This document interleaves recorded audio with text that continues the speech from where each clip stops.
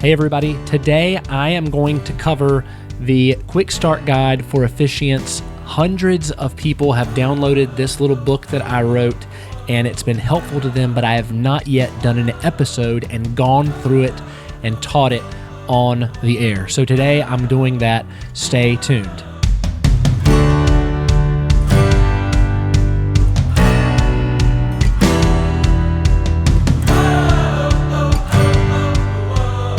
Hey everybody, welcome to Grow My Officiant Business.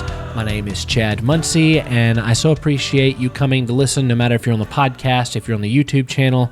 I am going to go through a little book that I put together, the Quickstart Guide for Officiants. I put this together a few years ago, and hundreds of people have downloaded it. I've heard from many people say, hey, that was a huge help, but I've never publicly released that information and just gone through the book while I've been on the podcast or the YouTube channel. And the information there is extremely helpful, not just for new officiants, but even if you've been doing this a while, there's probably some gold nuggets in there that will help you along the way. So I'm going to start at the beginning and then I'm going to go all the way through.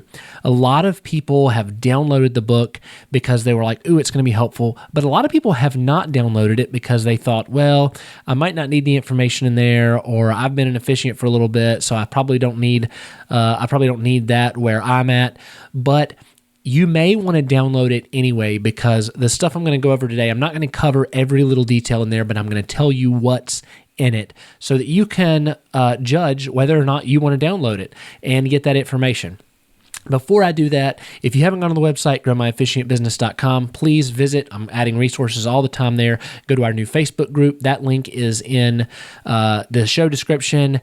And please, if you haven't, subscribe and like this video if you enjoy the content. Now that I've got through that, let's dive right in to the Quickstart Guide for Officiants. As you can see, the cover, this is a nice version that I printed out. I took it to Staples for like $10, and I had them print this version. And you can see they did a really good job. So they've got this like spiral bound here. The first page, after you open that up, it says a quick start guide for new officiants, and it is just an introduction from me to you that says, I'm so happy you want the very best for your business. I also appreciate you allowing me to provide information that could assist you in growing and help you grow your business. And I'm not going to read all of this, but I'm going to tell you the basics of what it says. You're a new officiant wondering, what should I do now? Don't worry, I've put together this guide to make your next steps crystal clear.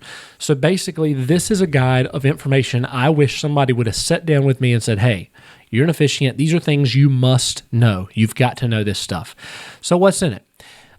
In the beginning, it starts to talk about the kindness process. And the reason I call kindness a process is because it's actually a system and a process that you have to put into your officiant business, or you will not survive. The thing that sets you apart from the officiant down the road, Joe that way, and Karen that way, I'm trying to come up with names.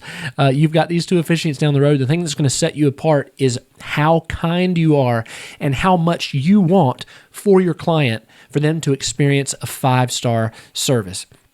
So I talk about the kindness process and how important it is. And then I talk about even a day I had a bridezilla, and it was one of the first weddings I had done, and she was so mean to me because there was a miscommunication, but it doesn't matter. I was so kind to her even still, and I ended up getting a good review from that bridezilla. Even though there was a miscommunication, she got so upset with me for something that was not my fault because I was kind. I still apologized. I had kindness as a process in my business, and a lot of other people would have said, well, I didn't do that wrong. I didn't do that, and they would have stood up to her. Sometimes standing up is okay, but not when your income depends and your review depend on that. I'm not saying be a pushover, but just add kindness and professionalism as a process into your business. Kindness plus professionalism equals extremely happy clients. The next part of the book, it talks about walking in the customer's shoes. You have to completely understand every single couple that you deal with. If you're going to have someone hand you cash or hand you money and say, I trust you to perform my wedding, I trust you to the fullest, do a great job, you're going to have to walk in their shoes. You're going to have a questionnaire set up that will allow you to understand exactly where the couple's coming from. Do they have kids? Have they been previously married? How do they interact with each other? Because you're going to write a ceremony that involves their story, and you have to understand their story. So I have a section in the book called Walk in Their Shoes, and it says visualizing yourself in the other person's situation will help you be kind no matter what happens. It'll also help you sell more wedding services, create better ceremonies that will leave couples raving about how wonderful you are, and help you build great relationships with vendors and venues. Cha-ching. There's a reason I said that. So that you have business coming from every direction. The reason I say cha-ching is because a lot of people don't realize the power of building relationships with vendors and venues. And a lot of people are just too lazy, honestly, to reach out. The reason I have this other book on my website, The Guide to Building Wedding Business Relationships, is because that's literally one of the strategies I used to build a $100,000 per year and more wedding officiant business, is building relationships. You must do that. So all of this whole section called Walk in Their Shoes is an incredible section, and that's one of the reasons you need this, because it'll open your eyes to some things that you may not have thought about. And there's a quote in here I put in this book that says, whatever they view, they will review. They'll review. A review is simply someone telling their view of something. They're restating their view of how the events went down. And if there's any negative that pops up at all, there's a chance that review might not be 5-star, and we can't take that chance. If I'm going to build a 5-star wedding officiant business that's going to make over $100,000 a year, and if you're going to build that, you have to have 5-star reviews. You have to ask for them. You have to make sure they happen. If you hire a contractor, you have to go through, hey, we treat everyone with kindness. No matter if something goes down, if you have an issue, come to me. Don't go to the bride. Don't go to the groom. Don't go to their family. Treat everyone with kindness, and you have to hit those things head on. Whatever they view, they will review. And then I say kindness, professionalism, and situational awareness are the top 3 things to keep at the forefront of your mind as you grow your business. So true. Let me keep going through this book. Remember, I just want to give you an overview of the Quickstart Guide to Officiants. And the reason I want to give you an overview, because you can not only, I want you to go download the book. I do want you to have a copy of this book, but I also want you to, everybody that reads something, if you read a paragraph and I read it, there's a chance that I'm going to comprehend that a little differently, and I'm going to get nuggets out of there that you wouldn't have got, and you're going to get nuggets out of there that I wouldn't have got. So it's important that you get a copy and you read it yourself, because you're going to get some things out that I didn't get because you need them and I don't need them. And I'm going to get some things that I need and you don't need. So whatever they view, they will review. This says, how does a 5-star service look? Here is what I do. I set up an amazing introductory call with them. This is exactly what I do. I send a package called Let's Have an Amazing Ceremony with their contract, a lot of other little goodies.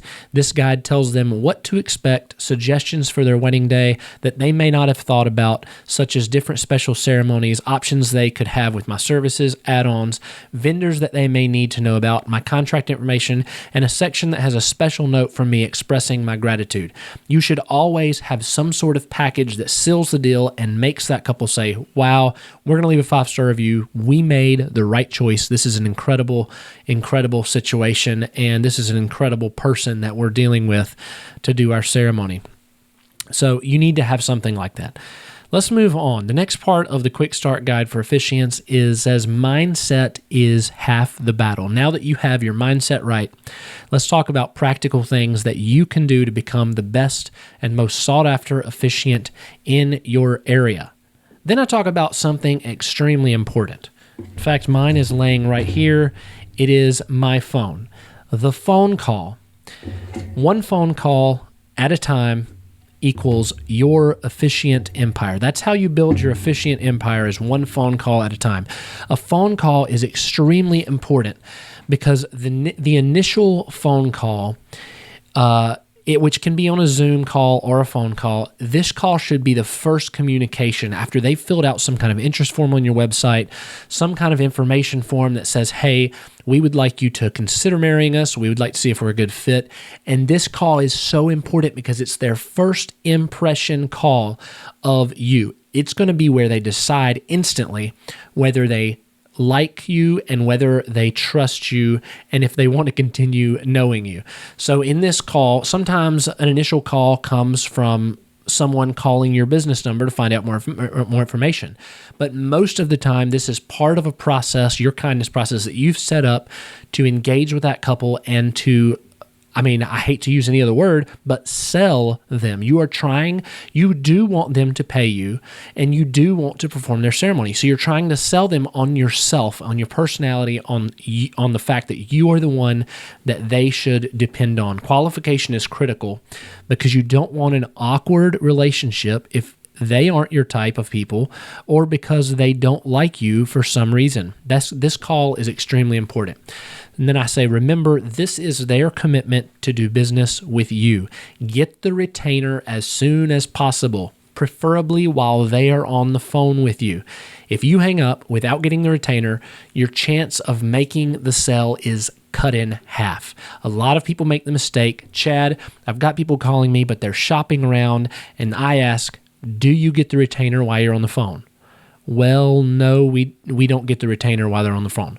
Why not? If you are selling yourself and they are so sure on you, you should say, hey, that date's open. What kind of credit card will you be using? Don't say, do you think you'd like to move forward? No, assume the sale and say, hey, I've got that date open around this time. Yep, I've got that open. What kind of credit card do you want to use to pay the retainer? Well, how much is that? That's $300. Let's go ahead and I can take it right now for you. Take that retainer. You've got that money. You've sealed the deal and you are their officiant. And then all you have to do is impress them. What is the next part of the guide? The next part is questionnaires over contracts. Why am I saying that? Because a questionnaire is your best friend. Questionnaire over contracts. When you're just now getting started, if you don't have time to get a full contract together and you're like, Chad, I just need to get my business going, by all means, get your business going. You do not 100% have to have a contract when you get started. What you do have to have is money coming from their hand into your hand, paying you for a service. So instead, impress them with a questionnaire. A questionnaire can act as a contract in the capacity that it will be filled out by the client and have questions answered about time, location, attire, color. I'm just reading this right out of the Quickstart guide. Location, attire, color, and other specifics in an email communication chain. The questionnaire is then a record of communication that you can keep as proof in any he said, she said moments. You'll send the questionnaire immediately when you get off the initial phone call. Make sure you clarify and ask the questions you need to know to make the decisions about the wedding day, like the date, time, address, bride and groom names, their love story. You want their full names if you're doing a certificate so you can write them out. Their love story, their values, special moments they might want to have, special rituals, styles of ceremony they like, romantic, sentimental, funny, religious, family-focused, religious additions, or other cultural additions. This questionnaire can be in depth and it can act as your contract, but most importantly, it acts as the information that you need to know to make their wedding day incredible, to add any extras, and to make an incredible ceremony for the couple. And then I put in the book, the questionnaire is just one of the many systems that will help you run your business and grow it into something substantial.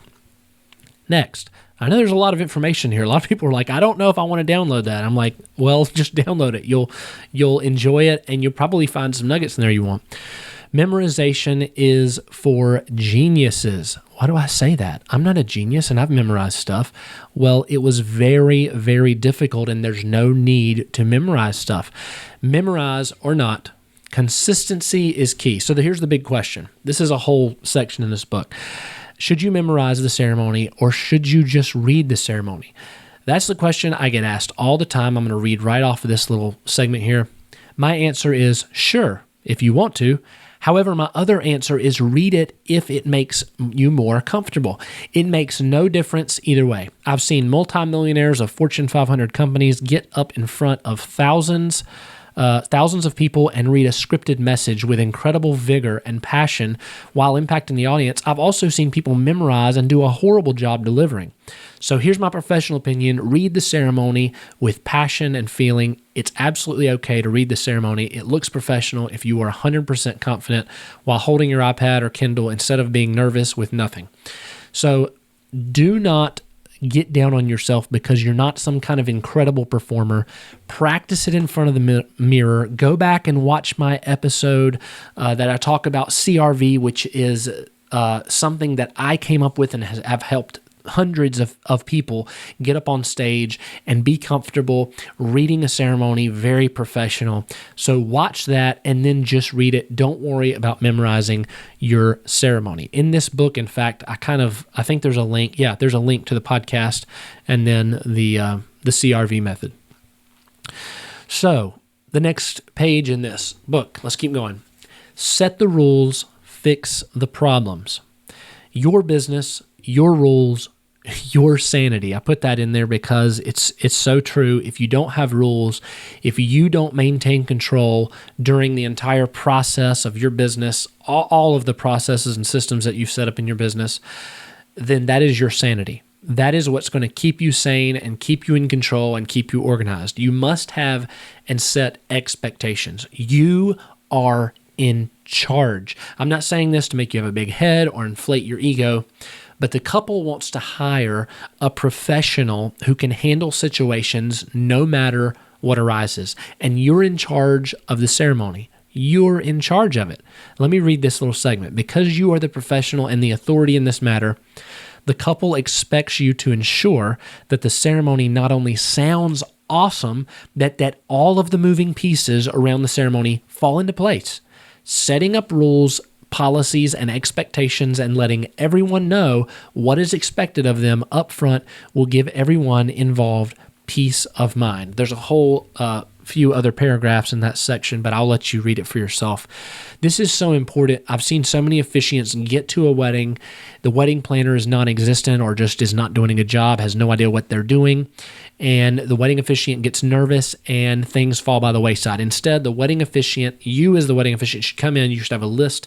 Here's the things they've asked me to do. Here's how the ceremony is going to go, and take charge, take control of that ceremony. If you go to a rehearsal, the wedding planner is just sitting there and she's like, well, maybe we should just say, all right, here's what we're going to do. You guys are going to stand here. Here's how it should be.